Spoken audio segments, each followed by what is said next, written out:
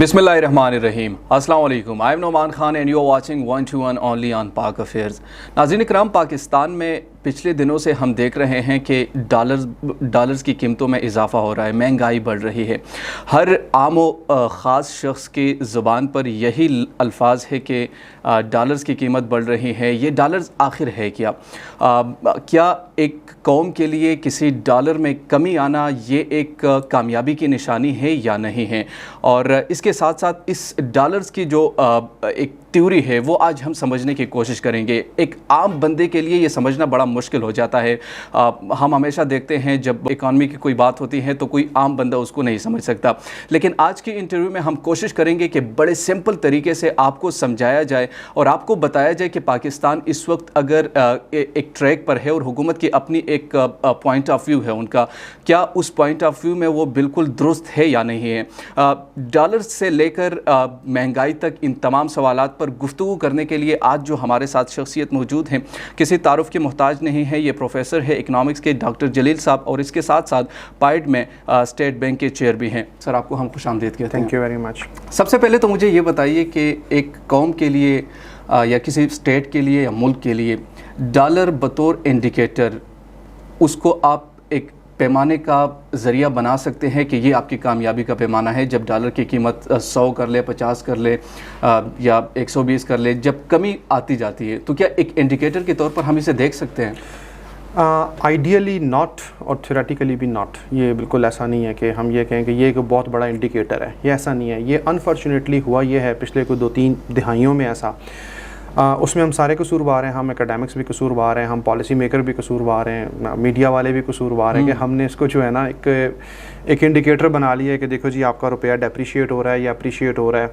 और थोड़ी सी बात कहीं पे लूज़ होती है जी कि आपका रुपया करेंसी आपकी डेप्रिशिएट हो रही है, तो वो एक ना हाइप क्रिएट हो जाती है मीडिया के ऊपर। जब वो डेप्रिशिएट होने लगता है तो अपोजिशन इसको ले लेती है कि देखें जी ये government is going to fail. और अगर वो ज़रा से अप्रिशिएट होने लगता है तो हम चीखें मारना शुरू कर देते हैं, देखो जी हमने डॉलर को स्टेबल किया हुआ है। ऐसा नहीं है, ये बिल्कुल भी नहीं है इसमें। शॉर्ट टर्म में तो बिल्कुल नहीं है। थोड़ा सा आगे जाके डिस्कस करेंगे कि इसमें कहाँ पे हम आपको स्पेस दे सकते हैं कि इसको आप इंडिकेटर बना सकते हैं कि नहीं बना सकते। उससे पहले ना आप इसको समझने की कोशिश करें ये है क्या। एक्सचेंज रेट होता क्या है? एक्सचेंज रेट ये होता है कि आप अपनी करेंसी से दूसरी करेंसी को किस रेट पे एक्सचेंज करेंगे। मतलब एक बड़ी सिंपल सी बात यह है कि आप 1 रुपये से कितने डॉलर ख़रीद सकते हैं या 1 रुपये से कितने पाउंड ख़रीद सकते हैं। ये एक एक्सचेंज रेट है कि आप दो करेंसी के दरमियान एक एक्सचेंज रेट है, ठीक है। जब आप ये कहते हैं कि यार कि हमने ना मार्केट में जाके मार्केट डिटरमिन बेस्ड रेट लेके आए हैं, तो रुपए की करेंसी बिल्कुल, रुपए की कदर बिल्कुल उस तरह से डिटरमिन होगी जो जैसे किसी भी चीज़ की करेंसी कदर डिटरमिन होगी। और आलूओं की कदर जिस तरह डिटरमिन होती है कि आपके आलूओं की अगर आपकी ना मतलब वो डिमांड ज़्यादा आ जाती है तो उसकी प्राइस बढ़ जाएगी। आलूओं की सप्लाई ज़्यादा आ जाती है तो उसकी प्राइस गिर जाएगी। आप अपने पूरे साल के अंदर एक साइकिल देखते हैं कि आपने इसी साल में जो पिछला साल गुजरा है आपने आलू 30 रुपये किलो भी खाए होंगे और 100 रुपये किलो भी लेके खाए होंगे। आपने टमाटर 30-40 रुपये किलो भी लेके खाए होंगे और 200 रुपये किलो भी लेके खाए होंगे, राइट। तो जिस वक्त प्रेशर आएगा किसी भी चीज़ की डिमांड का तो वो उसकी प्राइस बढ़ेगी, और जब उसकी प्रेशर आएगा सप्लाई का तो उसकी प्राइस गिरेगी। ये एक बड़ा सिंपल सा मैकेनिज्म है। ठीक, हमने पिछले ना 2-3 सदियों से, 2-3 दिहाइयों से सॉरी, पिछले 20-30 साल से 98 ऑनवर्ड्स हमने मार्केट डॉलर को सो कॉल्ड मार्केट पे छोड़ा हुआ था। हमने ये कह रहे हैं कि यार इसका रेट मार्केट डिटरमिन करेगी। अब इसका बिल्कुल सिंपल सा मतलब ये है कि जिस वक्त डॉलर की डिमांड बढ़ेगी ना उस वक्त डॉलर की प्राइस भी बढ़ेगी। डॉलर 100 रुपये का था तो डॉलर को 110 रुपये होना चाहिए अगर हम मार्केट पे छोड़ देते हैं तो। अब जो हमारे जैसे कंट्रीज़ हैं, ठीक है, उसमें जहाँ पे डॉलर की डिमांड होती ही ज़्यादा, वो क्यों ज़्यादा होती है? हम चीज़ें प्रोड्यूस नहीं कर रहे होते, हम लोग पैसे कमा नहीं रहे हैं, ठीक है, हम लोग एक्सपोर्ट्स कर नहीं रहे हैं, तो डॉलर कहाँ से आएंगे या फॉरेन करेंसी कहाँ से आएगी या गोल्ड कहाँ से आएगा, जापानी येन कहाँ से आएगा, ठीक है। हम जापान को कोई चीज़ बेचेंगे तो जापानी येन आएगा ना, हम किसी और कंट्री को कोई चीज़ बेचेंगे तो कोई चीज़ आएगा।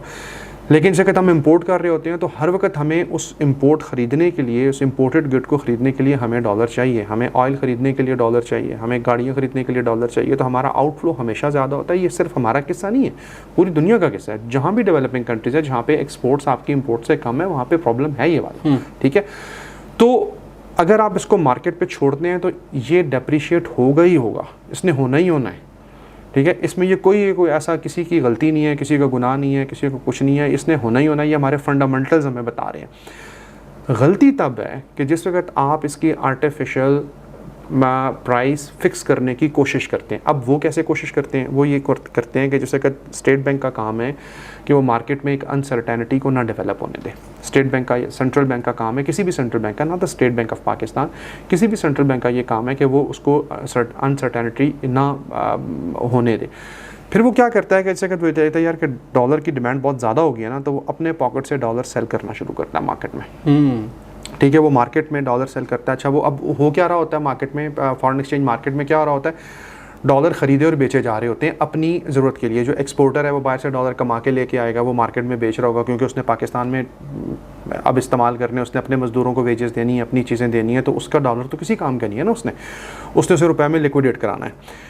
जो इंपोर्टर है उसको डॉलर चाहिए क्योंकि उसने बाहर से चीज़ ख़रीदनी है, तो वो डॉलर ख़रीद रहा होता है, और जो एक्सपोर्टर है वो डॉलर बेच रहा होता है। अब जो एक्सपोर्टर है उसके पास डॉलर है नहीं, तो वो जो भी बेचेगा वो कम बेचेगा, जो इंपोर्टर है वो ज़्यादा ख़रीदेगा। तो अब यहाँ पे जो इसमें जो गैप बनता है, इस गैप को स्टेट बैंक ऑफ पाकिस्तान या कोई भी सेंट्रल बैंक अपने पॉकेट से फिल करने की कोशिश कर रहा होता है। अच्छा, अब वो क्या होता है कि वहाँ पे आप डॉलर की सप्लाई करते हैं ना, तो वो जो एक मोमेंटम जनरेट हो रहा होता है ना, डिप्रिसिएशन वाला, रुपए की कदर की कमी वाला, वो उसको वो रोकने की कोशिश करता है। ठीक है, उससे वो रुक तो जाता है, वो प्रोसेस तो रुक जाता है। रुपया मतलब आपका ना 100 रुपये के अगेंस्ट एक डॉलर अगर आपको ख़रीद रहे हैं, तो मतलब अगर मार्केट ये कहती है कि यार भाईजान ये तो 110 रुपये का होना चाहिए था, तो वो, लेकिन नुकसान क्या होगा कि स्टेट बैंक को अपने रिजर्व्स देने पड़ेंगे मार्केट को। मार्केट कौन है? प्राइवेट सेक्टर है, जो कि जो ख़रीद और बेच रहा है। ठीक है, तो स्टेट बैंक अपने रिजर्व लूज़ कर देता है। ठीक है, अब इससे एक तो फ़ायदा ये हो जाता है कि मतलब कि आपको लगता है कि पॉलिटिकली या किसी भी तरीके से मतलब एक unnecessary love of the parity, हम इसको अपनी उस ज़ुबान में कहते हैं कि यार ये को बड़ा ज़रूरत से ज़्यादा ही हमने समझ लिया। तो शॉर्ट रन में तो ये इंडिकेटर बिल्कुल नहीं है। हाँ, इन द लॉन्गर रन ये हो सकता है कि आप यूँ समझ लें कि आपने कोई ऐसी स्ट्रक्चरल रिफॉर्म्स कर रखी हैं जिसकी वजह से आपकी डॉलर की सप्लाई हो ही ज़्यादा, आप एक्सपोर्ट्स ज़्यादा कर रहे हैं, आप मार्केट में, इंटरनेशनल मार्केट में कम्पिटिटिव हैं, राइट। तो उस वक्त आपको लगता है वो नेचुरली आपकी करेंसी स्टेबल रहेगी, क्योंकि आपके पास डॉलर की सप्लाई आ रही है, डॉलर की डिमांड नहीं है, तो वो बिल्कुल स्टेबल रहेगी, उसमें कोई इशू नहीं है, उसमें कहीं पे किसी जगह पे इंटरवेंशन नहीं करना पड़ती है। इंटरनेशनल कम्युनिटी का आपके ऊपर कॉन्फिडेंस बिल्ड होता है, तो वो इंडिकेटर है। लेकिन वो एक दिन, 2 दिन, एक गवर्नमेंट, 2 गवर्नमेंट नहीं, उसके लिए स्ट्रक्चरल रिफॉर्म्स की ज़रूरत होती है, और वो 10-12 साल आपको उसका वेट करना पड़ता है। मतलब जैसे कि मैं बहुत सारी मिसालें आपको बहुत सारी कंट्रीज़ की दे सकता हूँ, लेकिन ये अगर वक्ती तौर पर अगर मैं ये कहूँ ना कि आप ये कहें कि यार कि इमरान खान की गवर्नमेंट का फेलियर है या पिछली गवर्नमेंट का सक्सेस था, तो ये इंडिकेटर नहीं है। थ्योरेटिकली आपकी बात से ये मैं समझ चुका हूँ कि जो डॉलर्स को हम उछाल कर पेश करते हैं कि इससे हुकूमत नाकाम हो गई, कीमत बढ़ रहे हैं, इसे हम कतई तौर पर ये अंदाज़ा या ये इंडिकेटर के तौर पर इस्तेमाल नहीं कर सकते कि डॉलर बढ़ रहा है तो ये हुकूमत नाकाम हो गई। जी बिल्कुल ऐसा, ये मैं इस पर बड़ा कन्विंस्ड हूँ मैं। अच्छा, फिर ये मुझे बताइए कि पाकिस्तान के रुपए इंतहाई डिवैल्यू हो रही है, इवन अफगानिस्तान से भी हम ज़्यादा कम हो चुके हैं, तो ये फिर क्या वजूहत है? आप देखिए रुपए भी तो ग्रो नहीं कर रही ना। अब देखें ना, ये एक मिथ, ये भी एक मिथ है ना कि एक होता है करेंसी का यूनिट। देखें, आप देखें इस वक्त ना आपको 2 रुपयों का एक अफ़गानी मिल रहा है फॉर एग्जांपल, मतलब या 1 रुपये 90 पैसे का है या 1 रुपये 85 का है, इतना ही है, मतलब मैंने एग्जैक्ट वो डेटा नहीं देखा हुआ, लेकिन इतने का ही है। अब ये इससे ही समझ ही आती है यार कि ना जो अफ़गानी करेंसी है वो हमसे मजबूत हो गई है और हम उससे ना आधी वैल्यू पे चले जाएं। आम आदमी को जब समझता है ना, वो कहता है अच्छा यार ये एक यूनिट है, राइट। देखिए इस वक्त एक अफ़गानी रुपए का, एक अफ़गानी का 1.25 या 1.3 जापानी येन मिल रहा है बाज़ार में। ठीक है, क्या आप समझते हैं या कोई बंदा भी समझता है कि यार अफ़गान की इकॉनमी जापान की इकॉनमी से स्ट्रॉन्ग है या अफ़गान की करेंसी जापान की करेंसी से स्ट्रॉन्ग है? यार अगर ये कुछ समझता है ना तो उसका तो फिर कोई इलाज नहीं है ना। ठीक है, मतलब देखिए ये एक यूनिट है। हाँ, हम किसे कहते हैं करेंसी कमज़ोर है? हम यूनिट में तो बिल्कुल नहीं कि आपको 2 रुपये की कोई एक ये बिल्कुल ऐसे ही है कि मैं कहूँ यार कि ना कि एक 10 रुपये की चीज़ और एक चीज़ मुझे बाज़ार से 20 रुपये की मिल रही है, वो 2 डिफरेंट चीज़ें हैं। ठीक है ना। लेकिन अगर हम किसे फेलवर समझते हैं, हम फेलवर मैं एज एन इकोनॉमिस्ट से समझता हूँ कि जहाँ पे रुपए की कदर में बहुत ज़्यादा तेज़ी से उतार चढ़ाव हुआ है, जो आपकी ना अनसर्टेनिटी क्रिएट करता है, जो या बहुत तेज़ी से उसकी कदर गिरे या बहुत तेज़ी से उसकी कदर बढ़े, क्योंकि ये नेचुरल नहीं है। ये आपने इसको कहीं ना कहीं पे ना मतलब किसी न किसी जगह पे आपने इसको ना एक आर्टिफिशियल स्टेज से गुजार के ला रहे होते हैं, तो ये नेचुरली है। बहुत ज़्यादा उतार चढ़ाव ना ये फेलवर है। ये करेंसी की कीमत अगर आप अफ़गानी मतलब आप एक दिन डिसाइड कर लें, आज आप एक उठ के सुबह सुबह ऐलान कर दें कि जी मुझे ना मैं ₹1 का $1 बेचूंगा, आप कर सकते हैं, कोई मसला नहीं है, कोई प्रॉब्लम नहीं है। लेकिन उसके लिए आपको क्या करना है कि you have the billions of the billion dollar in your pocket. देखिए जो अरब स्टेट्स हैं, मतलब ये इन्होंने एक अपना एक्सचेंज रेट फिक्स रखा हुआ है ना, काफ़ी अरसे से रखा हुआ है उनका। अगर वो ट्रेड डेफिसिट में भी जाता है या ट्रेड का डेफिसिट, तो क्या कर रहे होते हैं वो स्टेट बैंक को वो मार्केट में डॉलर दे रहे होते हैं, बस वो कर सकते हैं, वो ये लग्जरी इंजॉय कर सकते हैं, हम नहीं कर सकते। जिनके पास हैं ही 20-25 बिलियन डॉलर, वो ये लग्जरी हम लोग नहीं इंजॉय कर सकते। तो इसलिए ये तो बिल्कुल एक मिथ है, ऐसा नहीं है। हाँ, अगर आपकी करेंसी बहुत तेज़ी से फ्लक्चुएट होती है और अफ़गान की करेंसी बहुत बिल्कुल स्टेबल रहती है एक लंबे अरसे तक, तो फिर हम ये कहेंगे कि उसकी करेंसी हमसे ज़्यादा मजबूत है, क्योंकि वो इकनॉमिक्स के फंडामेंटल्स पे चल रही है।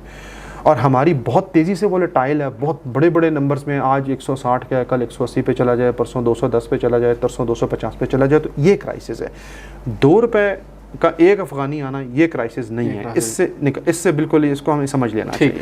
अच्छा, एक बात होती है, आप मीडिया में भी देखते हैं जहाँ पर इकोनॉमिस्ट भी बैठे होते हैं, वो अपने अपना असेसमेंट हर कोई देते हैं।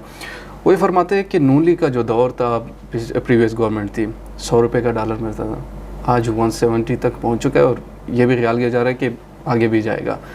तो मतलब 3 सालों में इतना बड़ा क्या हो गया कि डॉलर में इतनी महंगाई? इसको हम यूँ समझें कि मैं यूँ एक आपके सामने एक नंबर रखता हूँ कि अभी हमने जो बात की ना, मैंने आपसे ये कहा कि देखें, आपके पास अगर डॉलर आ रहे हैं ना, एक आपकी तरफ पास डॉलर आ रहे हैं और एक तरफ से डॉलर्स निकल रहे हैं, ठीक है। अगर डॉलर आने की स्पीड डॉलर के निकलने की स्पीड से ज़्यादा है ना, तो इसका मतलब ये है कि आपके पास ना सरप्लस में डॉलर होगा। ऐसा ही है ना, डॉलर तेज़ी से आ रहे हैं, डॉलर स्लो पेस से निकल रहा है, मार्केट से आपकी निकल रहा है, तो डॉलर का सरप्लस ज़्यादा होगा। जिस चीज़ का सरप्लस ज़्यादा होता है उसकी वैल्यू हमेशा कम होती है। ये एक बड़ी सिंपल सी बात है, मतलब बड़ी सादी सी किस्सा है इसका, ठीक है। तो इसके डॉलर के अगेंस्ट हमारा ही करेंसी है, तो इसका मतलब है कि हमारी वैल्यू बढ़ जाएगी, डॉलर की वैल्यू गिर जाएगी। अब देखें, पाकिस्तान का जो इम्पोर्ट है ना मंथली, इस वक्त ये पिछले 2-3 महीनों का नंबर मैं ले रहा हूँ, इस वक्त जो मंथली इम्पोर्ट है वो $6 बिलियन की है, ठीक है। आपकी एक्सपोर्ट है अराउंड $2 बिलियन और रेमिटेंसेस हैं 2.5 या 2.3 या 2.4 बिलियन डॉलर, ठीक है। ठीक, आप इन दो चीज़ों को जमा करें ना, 2 × 2.5 $4.5 बिलियन आपके इनफ्लो हो गया, ठीक है। और इम्पोर्ट आपका $6 बिलियन हो गया, ठीक है। $1.5 बिलियन आप डेफिसिट में चले गए, ठीक है। यानी कि आपको ना आपकी 6 बिलियन की डिमांड है और $4.5 बिलियन आपने सप्लाई है, तो $1.5 बिलियन से आप डेफिसिट में चलेंगे। अभी हमने डेट रीपेमेंट्स इसमें नहीं डाली हैं, अभी हमने इसमें और कोई चीज़ नहीं डाली है, अभी सिर्फ ये इंपोर्ट और एक्सपोर्ट्स की बात हो रही है, रेमिटेंसेस की बात हो रही है। छोटे छोटे नंबर और प्लस माइनस कर लें तो ये मतलब रफली तकरीबन आप यहीं पे रहेंगे, $1.5-2 बिलियन पर मंथ का डेफिसिट होगा। अब यहाँ पे ना मैं लिटरली ना खून की नदियाँ बहा दूँ ना, मैं इसे स्टेबल नहीं कर सकता, ये नहीं हो सकता। मतलब कि ये बिल्कुल एक आर्टिफिशियल चीज़, इम्पॉसिबल है ना।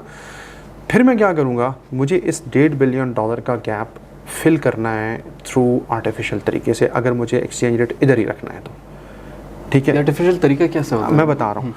अब डिमांड ये है ना, अब यहाँ पे डिमांड आई है $6 बिलियन की, ठीक है।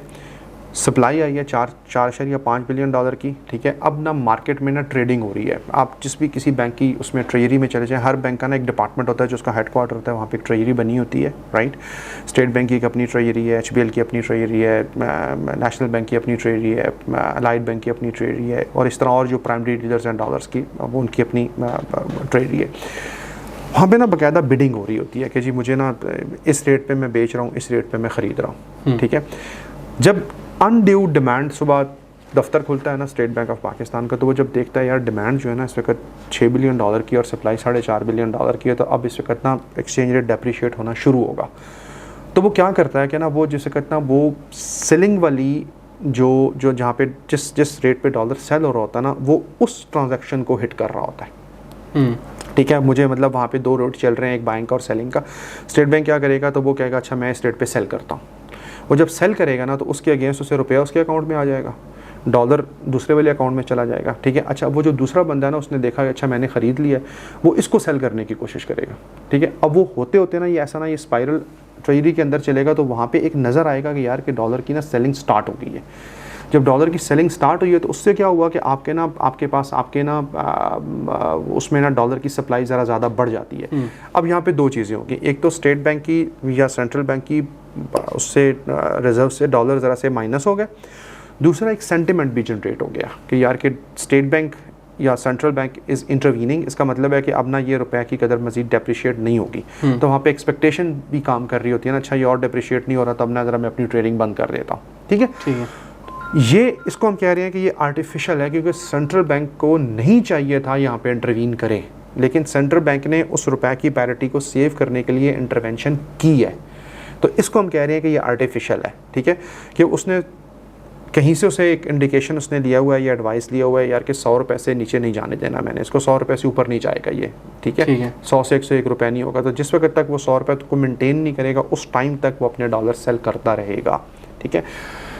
हमारी एक स्टडी है, हमारा वो पड़ा हुआ है, एक स्टडी हमने अपनी पाइट की वेबसाइट पे करके रखी है अंडर वैल्यूएशन के ऊपर। मतलब बड़ा रफ सा एक एस्टिमेट है कि हमने सैकड़ों बिलियन, बहुत सारे बिलियन डॉलर, अरबों डॉलर हमने इस किस्से में, इस मोहब्बत में गंवाए हैं।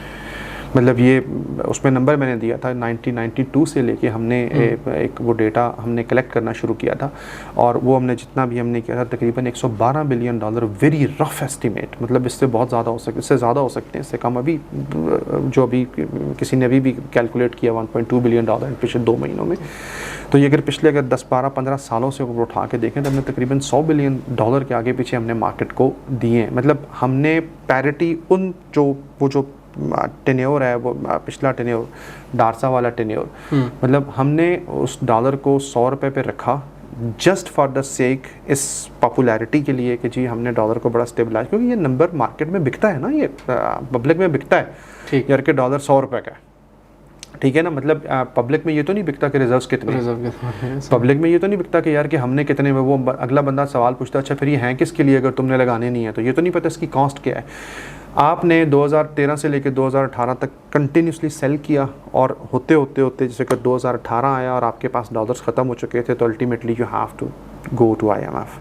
फिर आपने एक महंगा, जब कभी भी आप डेटा प्लॉट करके देख लें, जब कभी भी आपने साल 2 साल के लिए डॉलर के रेट को, पाकिस्तान करेंसी को आपने स्टेबलाइज़ करके रखने की कोशिश की है, तो ठीक 2 सालों के बाद आप या 3 सालों के बाद आप IMF के दरवाजे पे खड़े होते हैं कि मतलब इसका बड़ा क्लोज, बड़ा गहरा लिंक है IMF के साथ प्रोग्राम करने में। आप बेशक डेटा प्लॉट करके देख लें, आप एक पिछले 20-30 साल का डेटा उठाएं, आप एक्सचेंज रेट को प्लॉट करें, आप साथ रिजर्व्स को प्लॉट करें।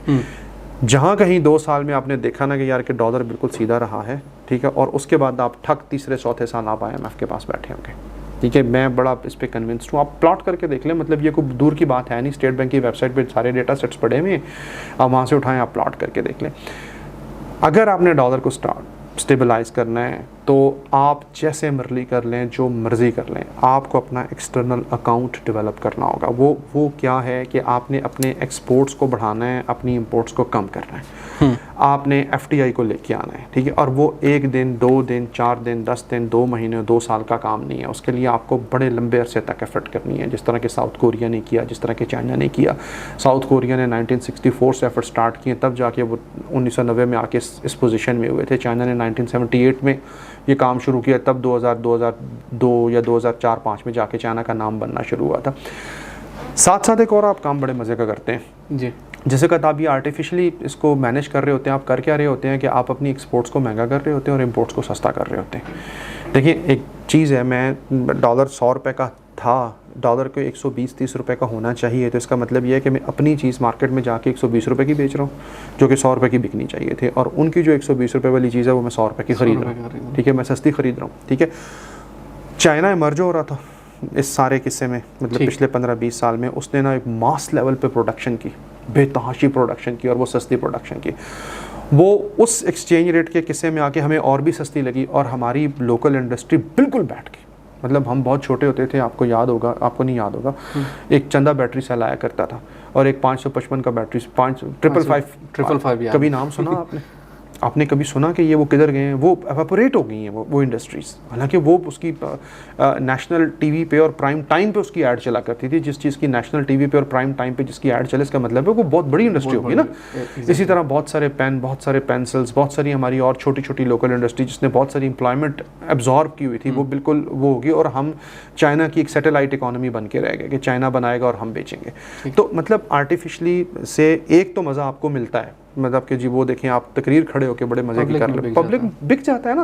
आप तकरीर कर देखें जी मैंने 100 रुपये का रखा हुआ था, ठीक है, अब 150 रुपये का हो गया। ये लग्जरी है। मतलब मैं मर्सिडीज़ गाड़ी लेना मेरे लिए लग्जरी है। क्या मैं इसे रख के ले के उसके नखरे उठा सकता हूँ? मतलब मैं अगर डॉलर को स्टेबलाइज अगर मैंने 100 रुपये पर रखना है, उसके फिर नखरे हैं, उस वाली रजीम के उस फ्रेमवर्क के नखरे हैं। क्या वो नखरे मैं उठा सकता हूँ? अगर उठा सकता हूँ तो वेल एंड गुड, अगर नहीं उठा सकता हूँ तो ये फिर एक गलत हुआ है। बार बार जिक्र करते हैं आर्टिफिशियल और ये चीज़ें। अभी जो करंट गवर्नमेंट है, क्या ये हम कह सकते हैं कि अब आर्टिफिशियल नहीं है? यार इसमें भी दो बातें हैं। मतलब हमारी करंट गवर्नमेंट ना थोड़ी सी ब्रेव नहीं है। मतलब मैं इस पे ना थोड़ा सा मेरा अपना एनालिसिस ही है। देखिए, जो जैसे कहता आप रिजीम शिफ्ट करते हैं ना, फिर आपको ना ज़रा बहादुर बनना पड़ता है, ठीक है। मतलब फिर आपको ना ज़रा सा ये करना पड़ता है कि आप थोड़ा सा टाइम, आप पहले उसका ना होमवर्क करते हैं, ठीक। जब भी आप कोई चीज़ बड़ी चीज़ करने जा रहे होते हैं ना, पहले उसका प्रॉपर वाला आप होमवर्क करते हैं कि यार कि मुझे ना यहाँ से ये प्रॉब्लम आ सकते हैं, ठीक है। उस प्रॉब्लम को ना आप रिस्पॉन्ड करते हैं फिर, ठीक है। कोई नेचुरल रिस्पॉन्स होते हैं, कुछ आप अपनी और तरीक़ों से आप उसको देखते हैं कि यार अच्छा ये पॉलिसी इंटरवेंशन यहाँ से हो सकता है। अब करंट गवर्नमेंट ने क्या किया कि पिछले 2 सालों से उन्होंने ये किया कि उन्होंने कहा जी let it on the market, इसको मार्केट पे छोड़ दें। 10-20 रुपये डेप्रीशिएट हुआ ना जिस वक्त, तो एक मीडिया में शोर उठा तो डर गए सारे, पता नहीं क्या हुआ। फिर उसने इसको रोक के रखा, फिर 2-3 महीने वो रुका रहा वहाँ पे, फिर एक दफ़ा इसको एडजस्टमेंट किया उसको, फिर वो ओवर एडजस्टमेंट उसको करनी पड़ी, फिर वो मतलब आप फिर वही रहा है, बताया जा रहा है कि हम वो कर रहे हैं, लेकिन फिर मार्केट में इंटरवेंशन, मार्केट में ये, मार्केट में आना, मार्केट में जाना, उससे फिर वही काम हो रहा है दोबारा, ठीक है।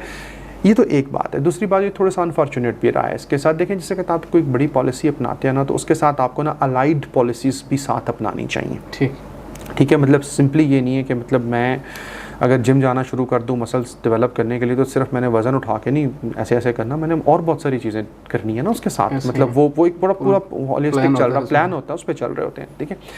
फॉर एग्जांपल, मतलब इधर से आपने मार्केट पे रुपया डेप्रीशिएट होने दिया, तो साथ ही आपने ना पॉलिसी रेट कम कर दिया। पॉलिसी रेट है 7 रुपये आपका, फॉर एग्जांपल 7% आपका पॉलिसी रेट है, जो आपका मॉनेटरी पॉलिसी जो पॉलिसी रेट है वो आज शायद मतलब दोबारा मॉनेटरी पॉलिसी स्टेटमेंट आने वाली है, हो सकता है वो शायद बदल जाए, लेकिन मैं कल की बात कर रहा हूँ जी, ठीक है। अगर ये पॉलिसी रेट है 7%, तो मार्केट से आपको मिल जाएगा 9% पे, मार्केट से 9% में मिल जाएगा काइबोर के ऊपर। मतलब आप जाएंगे, ये तो बैंक रेट है ना, ये तो स्टेट बैंक ने कहा जी मैं बैंकों को इस लोन पे इस रेट पे मैं कर्ज दे दूंगा।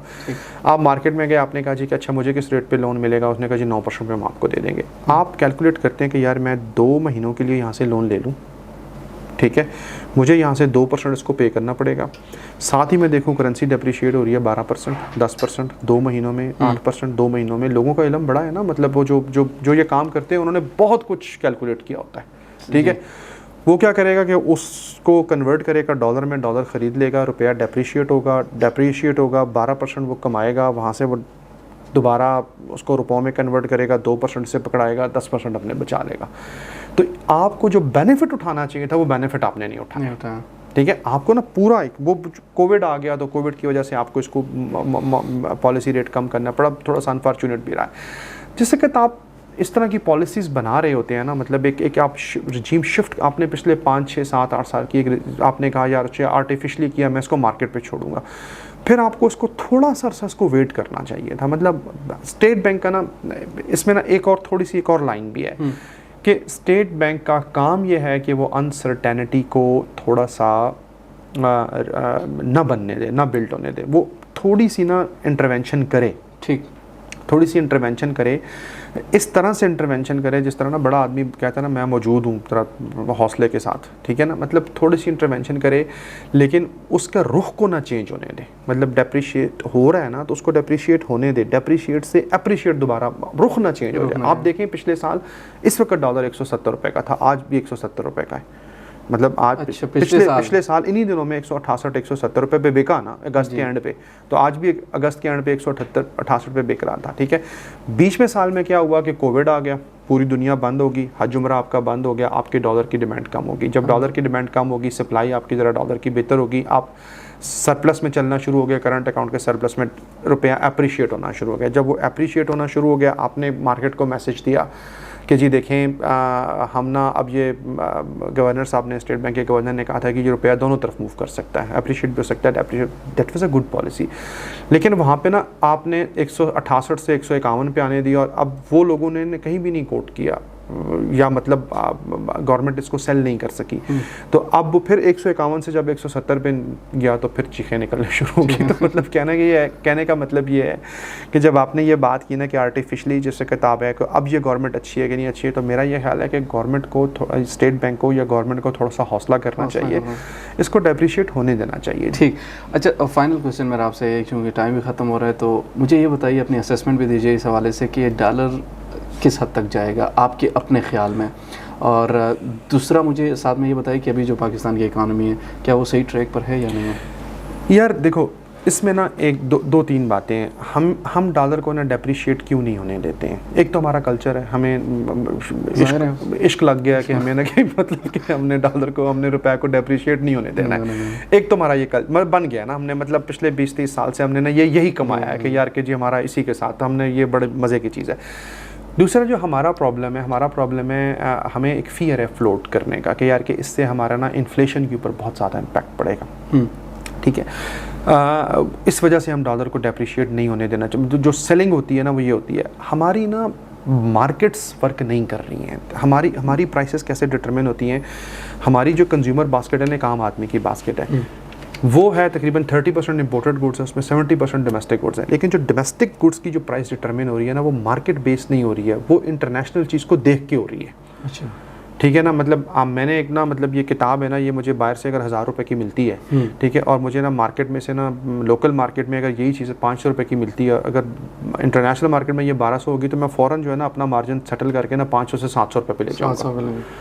मुझे कुछ नहीं हुआ है, ना मेरी कॉस्ट बढ़ी है, ना मेरी डिमांड बढ़ी है, ना मेरी सप्लाई बढ़ी है, लेकिन मैंने उसको देख के एडजस्ट करना है। ठीक है, उससे हमारा इन्फ्लेशन बढ़ता हुआ नज़र आता है। अच्छा, अब यहाँ पे हमने पाइड में एक स्टडी की थी कि एक तो ये है कि हमारा ना इस पर इम्पैक्ट आता है इन्फ्लेशन पे, लेकिन थोड़ा लैग से आता है, लेकिन इसका कुछ ज़्यादा इम्पैक्ट नहीं है, टोटल कुछ 13-14% इम्पैक्ट है। ये एक बात है। ठीक, दूसरी बात है कि जो मैंने अभी आपको नंबर दिया था ना इंपोर्ट एक्सपोर्ट का, अगर उसको मैं सामने रखूँ ना, तो ये तो उस वक्त तक डेप्रिशिएट होता रहेगा जब तक आप ये चीज़ें ठीक नहीं करेंगे। इसको साल लगे, 2 साल लगे, 10 साल लगे, आप फंडामेंटल्स पे चल ही नहीं रहे, है ही नहीं। हर वक्त आपके मतलब आपका जो बकेट है उसके अंदर इनफ्लो आपका कम है, आउटफ्लो ज़्यादा है, तो वो खाली रहेगी, हर वक्त आप डेफिसिट में रहेंगे। ठीक है, पहली बात तो ये है कि आपको इतनी स्ट्रॉन्ग किस्म की स्ट्रक्चरल रिफॉर्म्स करनी है कि आपकी ये चीज़ें रिवर्स हों सारी, मार्केट आपका पैसा आए, आपका डॉलर आए। उसके लिए जो आपने अभी बात की ना कि हमारी इकॉनमी ट्रैक पे है कि नहीं है, इकॉनमी ट्रैक पे बिल्कुल नहीं है। जब तक आप इतनी दलेरी से फैसले नहीं करेंगे कि जिससे आपकी ना ग्रोथ नहीं बढ़ेगी, ठीक है, जिस वक्त तक पैसा जनरेट नहीं होगा, जिस वक्त तक हम अपनी मार्केट्स को वर्क नहीं करने देंगे, जिस वक्त तक ग्रोथ नहीं होगी, उस वक्त तक सर सवाल ही पैदा नहीं होता आप ठीक हो जाए। ये बिल्कुल तय बात है। मतलब हमारा अपना पाइड का एजेंडा भी ये कि ग्रोथ। ये बिल्कुल thank you so much doctor साहब, आपके वक्त के आपने हमें वक्त दिया और काफ़ी इन डेप्थ डिस्कशन हमने की, लेकिन कुछ चीज़ें हैं जो रहती है इंशाल्लाह दूसरे नशस्त में आपसे ज़रूर डिस्कस करेंगे। अपने फीडबैक से हमें ज़रूर आगाह कीजिए, दीजिए मुझे 1-2-1 शो से इजाज़त।